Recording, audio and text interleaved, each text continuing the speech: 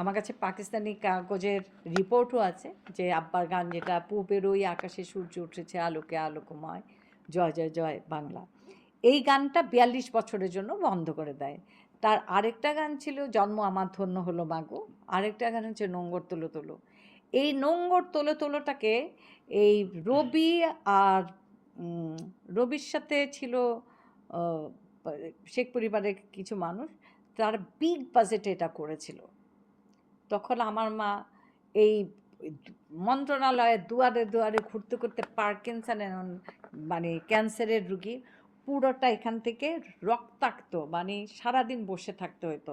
সেটাও পারিবারিক ব্যাংকের কারণে, যে একটা কাগজ দেওয়া হয়েছিল আমার মাকে, আমার মা এটা দেখে যেতে পারবেন না, সেটাই হয়েছিল।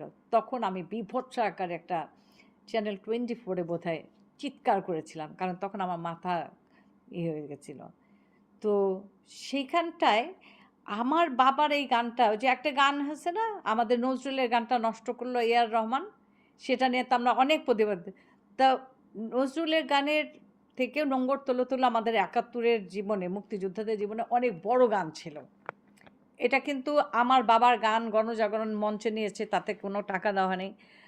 আমার বাবার গান যুদ্ধের গান, ৭১-এর জন্য করা। যখন আমার বাবা কিন্তু ৭৩ সালে চাকরি ছেড়ে দিয়েছিলেন, এটাও তার একটা বড় অপরাধ এই ফ্যাসিস্ট সরকারের জন্য। আমার বাবা ৭৩ সালে বলেছিলেন এই স্বাধীনতা আমরা আনি নেই। আমার বাড়িতে ঘুষটা আমার বাবা ভীষণ অন্য চোখে দেখতেন। উনি সেই ব্রিফকেসটা নিয়ে গিয়ে বলছিল এটা আমার জন্য পাঠানো হলো, এটা আমার না, এবং এই সরকার আমরা চাই না, আমরা বাংলাদেশের সরকার চাই। তো আমরা যখন ছোট তখন আমাদের জিয়াকে খুব ভালো লাগতো। আমরা কিন্তু আওয়ামী লীগ বিএনপি কিছু বুঝি না।